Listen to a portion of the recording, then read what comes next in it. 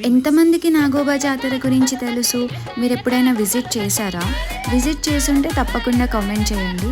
తెలంగాణలో సమ్మక్క సారలమ్మ జాతర గురించి అందరికీ తెలుసు. ఇది ఆదిలాబాద్ డిస్టిక్ ఇంద్రవెల్లి మండల్ కెస్లాపూర్ విలేజ్లో ఉంటుంది. ఇది బిగ్గెస్ట్ ట్రైబల్ ఫెస్టివల్ అన్నమాట.